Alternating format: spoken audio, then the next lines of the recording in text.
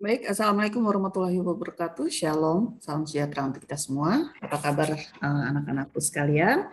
Ibu harap kalian masih dalam keadaan sehat walafiat, ya, masih semangat untuk mengikuti perkuliahan pada semester yang baru ini. Ya, pada semester yang baru ini kalian ada memiliki mata kuliah yang baru, ya, yaitu mata kuliah asuhan persalinan dan bayi baru lahir. Ya, jadi asuhan persalinan bayi baru lahir atau asuhan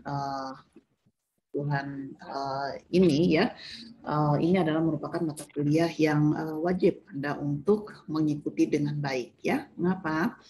Karena ini akan menjadi dasar ya bagaimana Anda menjadi seorang bidan ya. Baik, Ibu men-share dulu materi. Ya.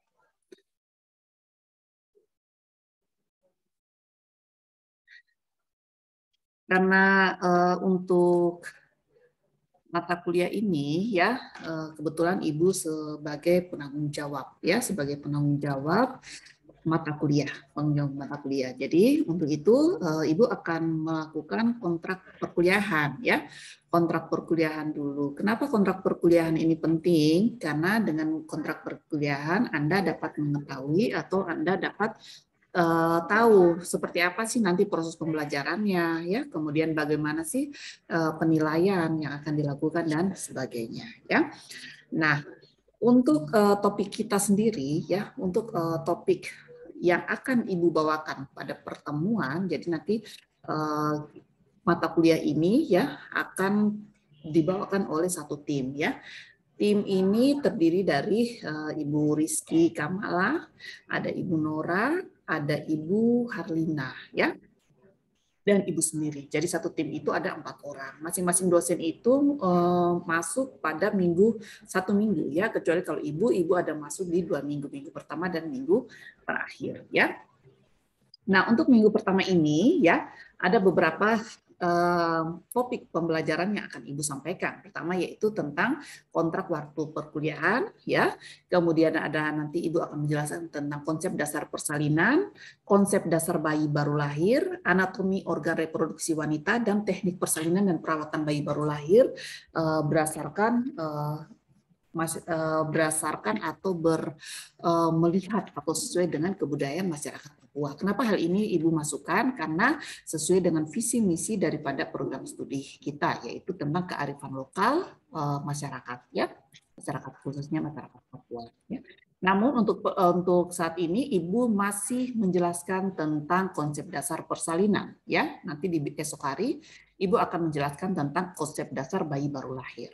Nah, untuk kontrak waktu perkuliahan sendiri, ya, ini adalah mata kuliah asuhan kebidanan persalinan dan bayi baru lahir. Ya, mata kuliah ini terdiri dari 7 SKS. Makanya dalam satu minggu itu dia 5 kali pertemuan ya, dari hari Senin, Selasa, Rabu, Jumat, dan Sabtu. Karena dia memiliki SKS yang besar dan jumlah pertemuan kita yang sedikit. Karena jumlah pertemuan kita ini hanya 5 minggu ya. 5 minggu dalam artian bahwa Anda sudah harus masuk ke lab untuk skill lab ya, praktek, kemudian nanti Anda akan persiapan untuk turun lapangan karena masa pandemi ini, sehingga kemarin banyak praktik yang tertunda ya, itu yang akan kita kejar di situ. Tapi tidak mengurangi secara teori yang akan kami sampaikan ya. Nah, untuk pertemuan ini efektifnya yaitu 5 minggu, mulai dari minggu ini sampai 5 minggu ke depan ya. Setiap hari Senin, Selasa, Rabu, Jumat, dan Sabtu. Untuk itu, si pen Ibu tolong untuk menghubungi dosen sesuai dengan RPS yang sudah ada. Ya, RPS itu silakan dibagikan kepada teman-teman yang lain. RPS itu bukan sesuatu hal yang rahasia, semua harus tahu ya. Nah, untuk topik pembahasan sendiri ya, ada 8 topik pembahasan yang ada sesuai dengan RPS ya. Di dalam RPS sudah terlihat jelas apa saja topik pembahasan yang akan dibawakan ya. Nah, bentuk ya, artinya bentuk yang akan kita ajarkan yaitu melalui tatap muka ya, tatap muka melalui tatap maya seperti saat ini melalui Zoom meeting ya. Kemudian nanti ada tatap langsung, nanti kita di skill lab ya. Kemudian diskusi, ada penugasan dan juga dalam bentuk presentasi PPT, makalah dan sebagainya ya. Untuk penilaian sendiri ya, jenis penilaian ini diambil dari nilai UTS 20%, nilai UAS 30%, kemudian penugasan. Jadi penugasan ini akan dinilai baik penugasan secara teori maupun penugasan secara maksudnya Ibu, baik penugasan secara mandiri maupun penugasan secara kelompok ya, kemudian praktikum serta kehadiran. Jadi bagi mahasiswa harus memenuhi lebih dari 75%. Bagi Anda yang nanti kurang dari 75%, kami dosen tidak mengizinkan untuk Anda lanjut ke lab skill, melanjutkan ke skill lab sampai dengan praktik ataupun mengikuti UAS dan UTS ya. Jadi kehadiran Anda penting. Ingat, tadi Ibu sudah katakan bahwa kita hanya 5 minggu efektif ya, dalam 1 minggu ada 4. Ya, berarti kalau kurang lebih ada 20 kali pertemuan ya. Jadi diharapkan Anda harus benar-benar bisa mengikuti dengan baik ya. Nah, ya, seperti tadi Ibu katakan, Ibu akan menjelaskan tentang konsep dasar persalinan ya. Nah, sebenarnya persalinan ini memiliki banyak sekali pengertian ya. Dari masing-masing ahli itu dia mempunyai pengertian masing-masing ya. Ada yang mengatakan bahwa persalinan ini adalah suatu proses ya, suatu proses. Kalau namanya proses itu berarti sesuatu yang berjalan ya tanpa henti. Di mana proses ini dimulai dengan adanya kontraksi uterus atau his atau rasa nyeri ya di perut ya. Cuma kalau kita menggunakan rasa nyeri ya saat ini untuk persalinan sudah tidak menggunakan istilah nyeri ya. Kenapa? Karena nyeri itu lebih identik kepada sakit yang berlebihan ya. Nah, untuk itu rasa mules ya. Jadi bagaimana sesuatu proses ini yang dimulai daripada suatu adanya kontraksi atau his atau rasa mules pada perut ya. Dan rasa mules ini menyebabkan terjadinya dilatasi pada serviks. Artinya mulut rahim ini menjadi menipis ya, menjadi menipis serta terjadi pembukaan serviks dan dilanjutkan dengan kelahiran bayi dan sampai dengan kelahiran plasenta. Itu adalah sebuah persalinan ya. Ada juga yang mengatakan bahwa persalinan ini adalah proses pengeluaran hasil konsepsi. Hasil konsepsi di dalamnya adalah bayi, ya. Hasil konsepsi itu adalah bayi. Artinya pengeluaran hasil konsepsi seorang bayi yang dapat hidup di luar uterus, ya, yang dapat hidup di luar uterus melalui vagina keluar, ya. Kemudian berlangsung secara baik ya, berlangsung secara baik. Ada juga yang mengatakan bahwa persalinan itu proses di mana plasenta ya, selaput ketuban keluar dari uterus ya. Dan persalinan dianggap normal jika prosesnya terjadi pada usia kehamilan yang cukup bulan ya. Kehamilan cukup bulan yaitu kehamilan yang di atas 37 minggu tanpa disertai penyulit. Jadi mari kita simpulkan bersama dari semua definisi atau pengertian yang ada ini bahwa persalinan adalah sebuah proses ya, sebuah proses ya yang dimulai dari adanya kontraksi uterus dan diikuti dengan pengeluaran hasil konsepsi ya, dan diikuti dengan pengeluaran hasil konsepsi sampai dengan kelahiran plasenta ya. Itu adalah persalinan. Paham ya sampai di sini? Nah, sedangkan kalau persalinan normal ya, persalinan normal itu kita dapat menilai persalinan ini normal atau tidak ya. Itu kita dapat menilai dari beberapa kriteria. Kita lihat dari usia kehamilannya ya. Usia kehamilannya harus cukup bulan. Cukup bulan ini berapa? Tadi Ibu sudah katakan bahwa cukup bulan adalah usia kehamilan yang lebih dari 37 minggu sampai dengan 42 minggu. Kalau di atas 42 minggu lagi itu sudah beda, ceritanya sudah bukan persalinan normal. Nanti kita lihat ya. Jadi persalinan normal adalah persalinan yang terjadi pada usia kehamilan 37 minggu sampai dengan 42 minggu.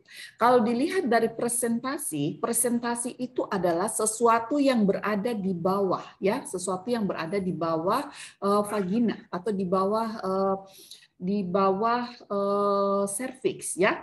Ya, yang ada di bawah itu adalah di bawah vulva itu adalah presentasi dengan belakang kepala ya. Presentasi belakang kepala itu adalah presentasi ubun-ubun kecil ya. Ubun-ubun kecil itu adalah yang di sini ya. Jadi posisi bayi pada saat dia lahir presentasinya begini ya, menunduk.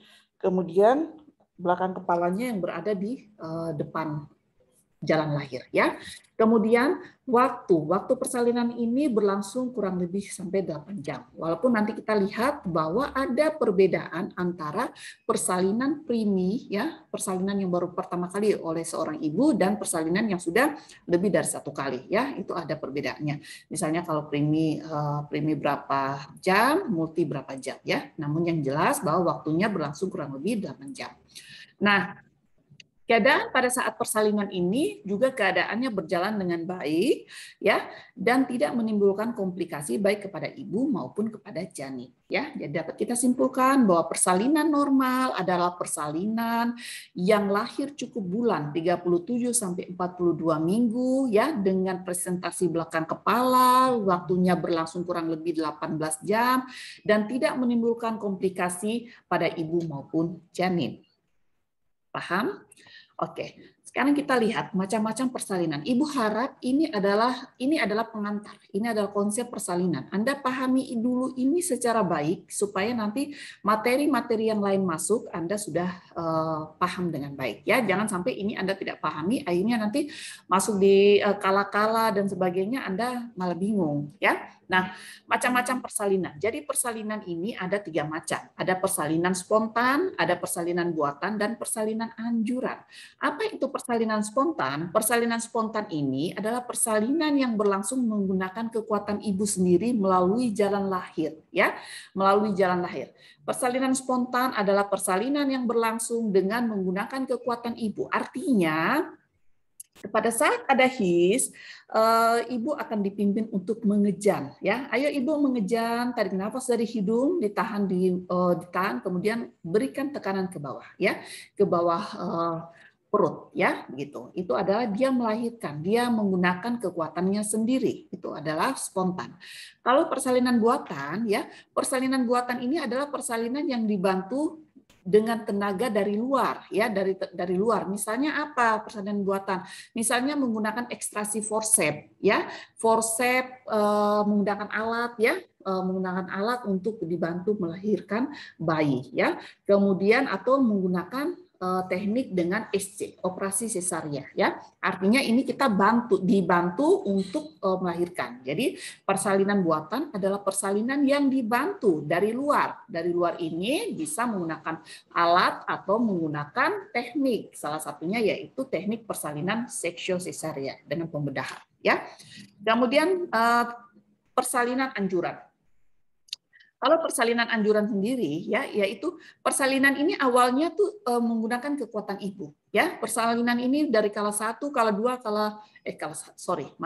dari awalnya mulai adanya his ini, ya, itu menggunakan kekuatan ibu, ya, artinya menggunakan kekuatan ibu. Namun setelah ketuban pecah,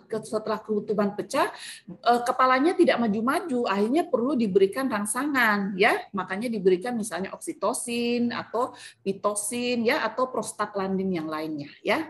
Tujuannya untuk apa? Untuk membantu merangsang adanya kontraksi rahim sehingga bisa dilahirkan bayi ini, ya.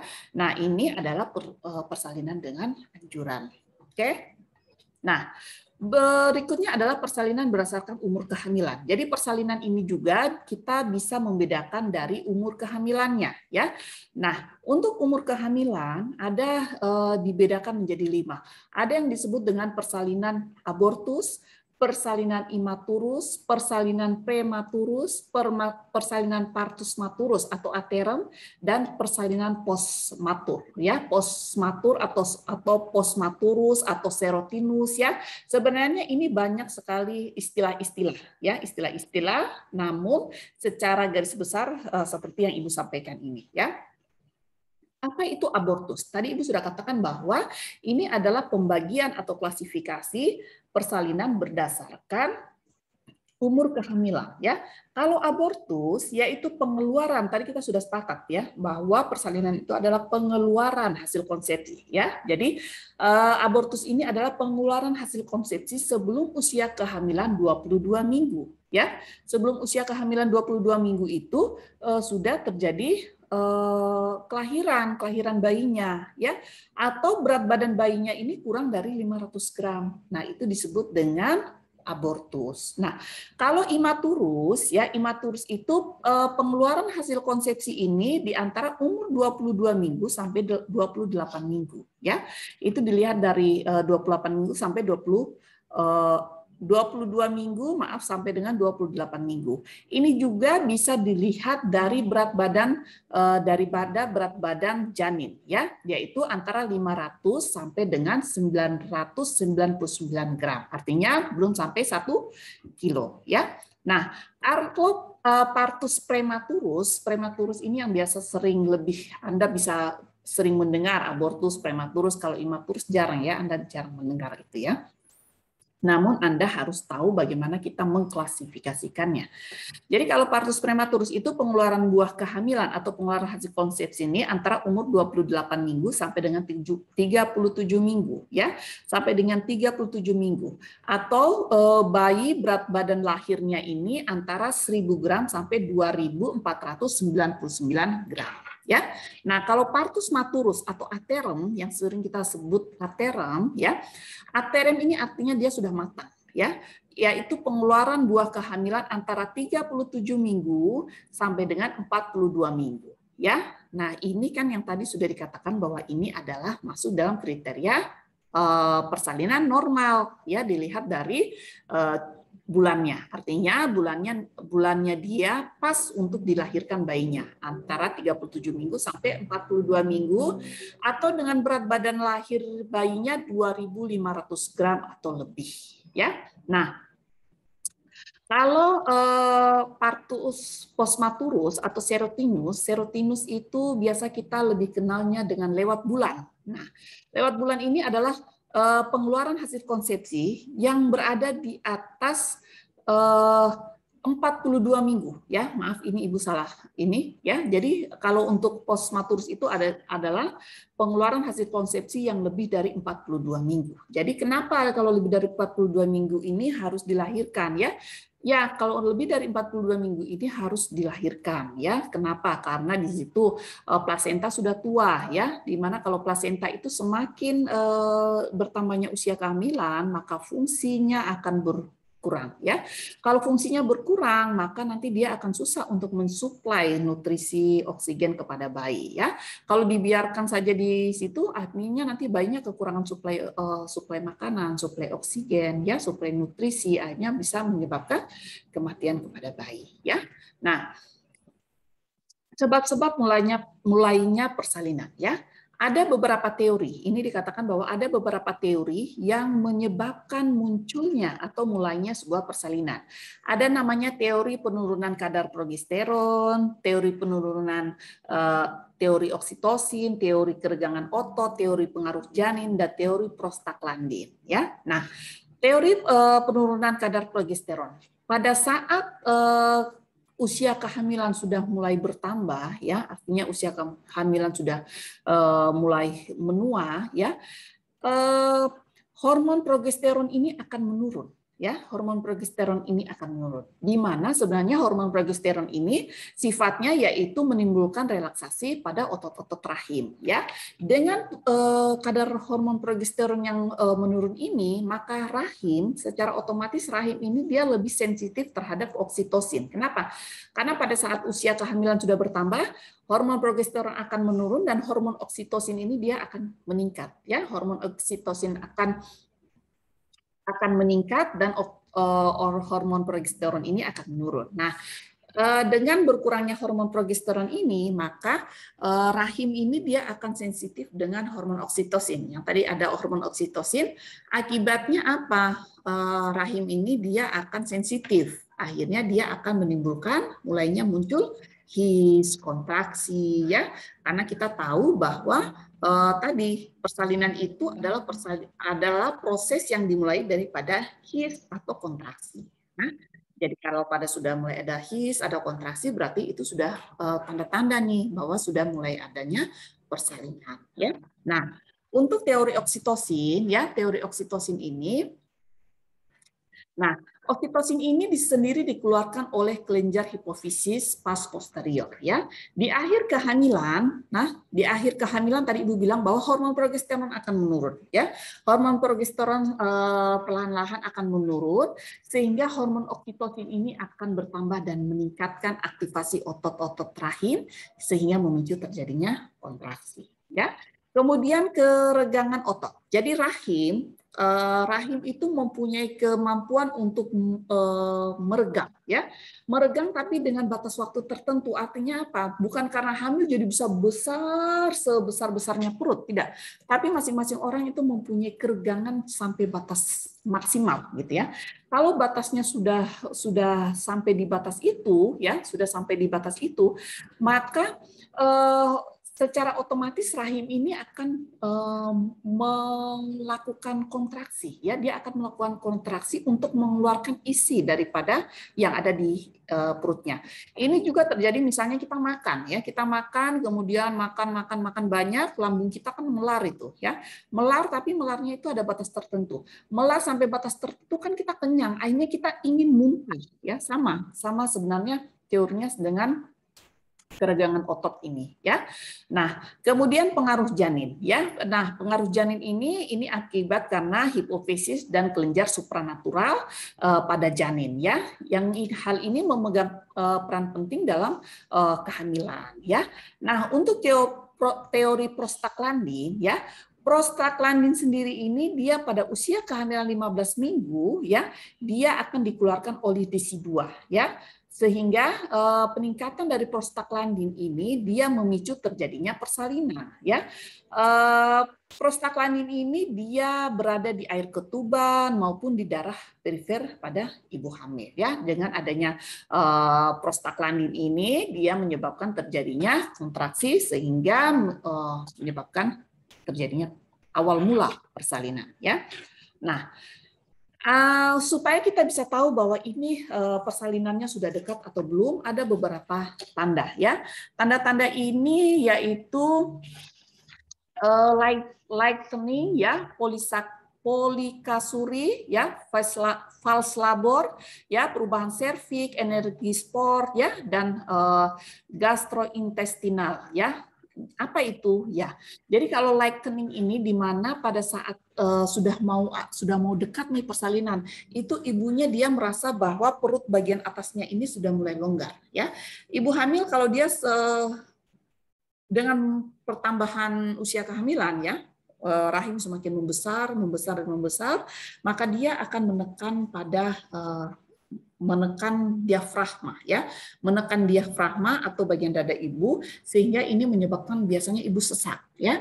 Tapi kalau sudah mau dekat persalinan, ibunya ini akan sudah mulai kurang sesak. Kenapa? Karena sudah terjadi penurunan janin itu, ya, kepala janin sudah mulai bagian bawah janin itu sudah masuk ke dalam pintu atas panggul, ya, sehingga di bagian diafragmanya ini longgar. Ya, diafragmanya ini longgar. Nah, ibunya di situ sudah tidak merasa sesak. Ya, ini yang dimaksud. Ya, ibunya sudah tidak merasa sesak. Namun apa? Namun ibunya akan merasa agak kesusahan dalam berjalan. Ya, seakan-akan kayak ada apa yang mengganjal di atas simfisisnya. Ya, nah itu tandanya bahwa persalinannya sudah dekat. Kemudian polikasuri ini adalah bahwa bagaimana fundus ini, ya. Rahim, ya, rahim ini sudah masuk ke dalam pintu atas panggul yang tadi Ibu bilang bahwa sudah 37 minggu jadi rahim sudah masuk, sudah turun, ya, kepala bayi sudah masuk di pintu atas panggul sehingga dengan dia masuk ke dalam pintu atas panggul ini dia akan menekan kandung kemih, ya. Ini kandung kemih, ini kepala janin, ya, dia akan menekan kandung kemih, ya, kepala akan menekan kandung kemih sehingga ini merangsang ibu untuk sering kencing, ya, ibu suruh sering kencing. Biasanya mungkin kandung kemih bisa mengisi sampai 500 mili, baru dia merangsang untuk pengeluaran air kencing ya. Tapi ini tidak. Kenapa? Karena sudah isi daripada kandung kemihnya ini juga sudah tidak bisa sepenuh itu ya, karena sudah sebagiannya sudah ditekan oleh kepala janin ini ya, oleh kepala janin, sehingga ibunya sering kencing, sering kencing, sering kencing. Jadi kalau datang pasien dengan usia 37 minggu, 38 minggu, aduh suster, saya kok ibu bidan saya kok sering kencing ya, begitu ya.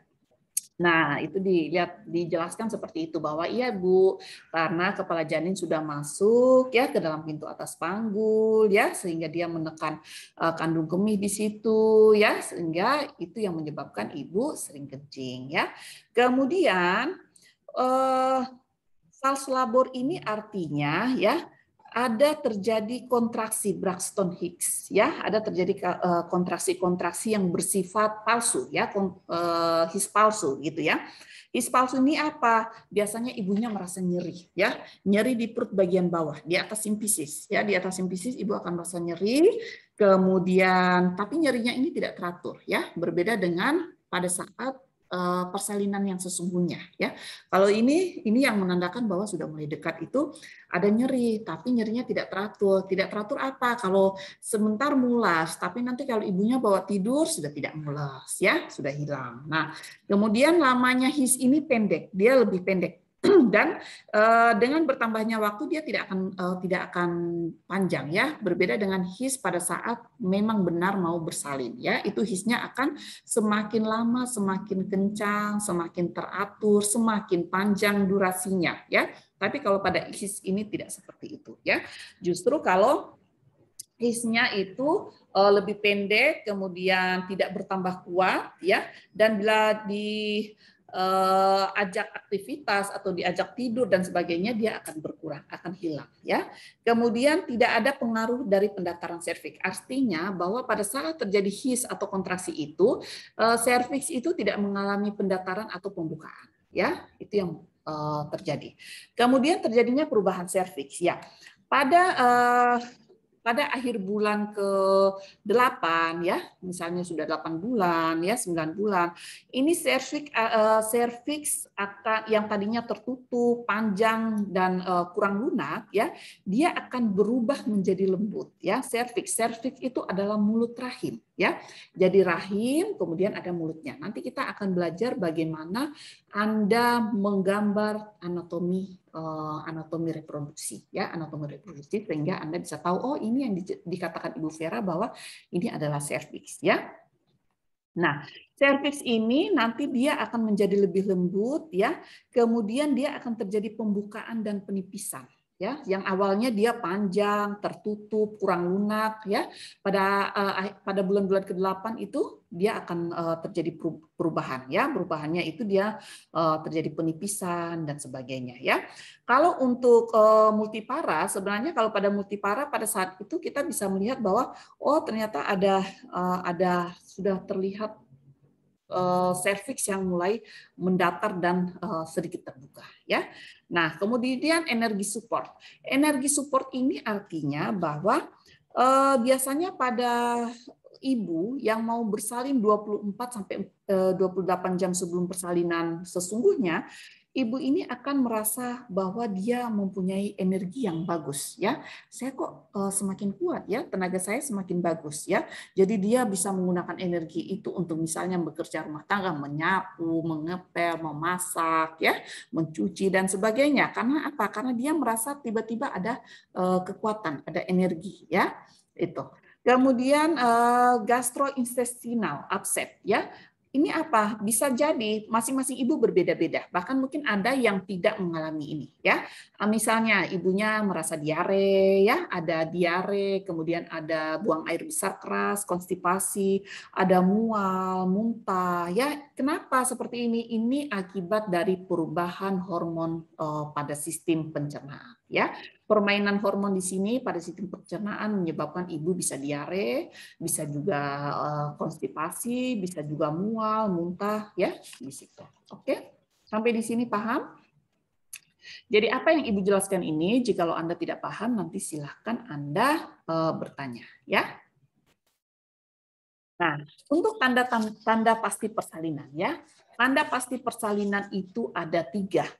Pertama, timbulnya kontraksi. Kita sudah sepakat tadi bahwa persalinan adalah sebuah proses yang dimulai dari kontraksi, ya. Dimulai dari kontraksi, adanya kontraksi itu menyebabkan dilatasi serviks, penipisan serviks, terjadi pembukaan serviks sampai dengan kelahiran bayi, kelahiran plasenta. Ya, itu adalah persalinan. Makanya tanda pasti persalinan, misalnya ada ibu datang, kita mau lihat apakah ibu ini benar ingin bersalin atau tidak. Lihat 4 tanda ini. Pertama, apakah ada timbulnya kontraksi? Ya, kontraksi yang dimaksud ini berbeda dengan kontraksi yang tadi ibu katakan ya. Kalau kontraksi yang ini ya, itu kontraksinya terasa mules ya. Mules melingkar dari punggung. Dari bagian punggung dia memancar ke perut bagian bawah ya. Jadi dari punggung ke bawah sampai memutar ke bagian atas simfisis ya atau bawah perut ya. Nah, dia akan terasa mules seperti itu. Kemudian dia dengan adanya kontraksi atau mules ini, dia akan menyebabkan terjadinya pembukaan serviks. Ya, jadi bukan hanya mules, tapi mulesnya ini menyebabkan pembukaan serviks. Mulesnya ini, ya, mulesnya ini semakin lama semakin kuat. Ya, semakin lama semakin kuat, durasinya semakin panjang, frekuensinya semakin banyak. Ya, minimal frekuensi 2 kali dalam 10 menit. Ya, jadi nanti kita akan belajar juga bagaimana pengisian daripada patograf khusus untuk kita melihat frekuensi daripada kontraksi. Ya, jadi Anda nilai dulu kontraksinya seperti apa. Oh, bagaimana ibu rasanya? Aduh, suster, puls saya mulus dari pinggang sini turun sampai di bawah ya, di atas simfisis sini, di bawah perut sini, sakit sekali. Kok semakin lama sakitnya semakin kuat ya, saya bawa tidur juga tetap sakit, bawa kerja juga sakit, bawa jalan tambah sakit ya, begitu. Kemudian dia teratur ya, kontraksinya teratur dan ini. Kemudian dengan adanya kontraksi ini akan terjadi penipisan dan pembukaan serviks ya. Jadi bukan hanya kontraksi, tapi kita pada saat kita melakukan pemeriksaan dalam atau venatuse atau VT ya, kita rasakan bahwa oh ternyata serviksnya mulai menipis ya, serviks menipis, kemudian terjadi pembukaan. Oh ini pembukaannya sudah 2, sudah 3 ya. Itu adalah bahwa ibunya sudah mau bersalin ya. Nah, kemudian ada di situ dikatakan bahwa ada terjadinya blood slough ya. Blood slough ini apa? Jadi blood slough ini adalah lendir yang disertai darah dari jalan lahir ya. Jadi misalnya ibu datang perut mules, adanya kontraksi ya, kemudian suster tadi di celana saya ada lendir campur darah ya. Jangan panik karena lendir campur darah ini disebabkan tadi adanya pendataran pada serviks sehingga serviks itu membuka, akibatnya pembuluh-pembuluh darah yang kecil yang ada di sekitar kanalis cervicalis ini dia pecah dan keluar bercampur dengan lendir itu ya. Nah, itu menandakan bahwa sudah terjadi pembukaan serviks, makanya ada keluar lendir dan darah. Kemudian prematur rupture of membran, artinya terjadinya robekan pada membran. Membran ini apa? Membran ini adalah cairan ketuban. Ya, pada selaput ketuban mungkin sudah ada pecahnya ketuban, atau bisa juga dengan ketubannya sudah keluar sedikit. Bilang suster ada air-air keluar sedikit, kayaknya kembar air apa ya? Biasa masyarakat awam seperti itu ya. Nah, ini kemungkinan karena adanya itu tadi ya, ada selaput ketuban yang mungkin robek ya, sehingga menyebabkan seperti itu ya. Nah, demikian yang bisa Ibu sampaikan terkait dengan konsep persalinan ya. Untuk konsep persalinan Ibu menjelaskan sampai dengan tanda persalinan ya. Nanti besok Ibu akan melanjutkan dengan yang lain. Kenapa Ibu ingin memberikan sedikit-sedikit supaya kalian itu benar-benar paham dulu ya. Nanti kalau sudah benar-benar paham baru kita lanjutkan sedikit demi sedikit. Jadi dalam 1 minggu ini Ibu harap topik pembahasan kita bisa selesai ya. Ya, demikian yang bisa Ibu sampaikan. Wassalamualaikum warahmatullahi wabarakatuh. Shalom dan salam sehat untuk kita semua.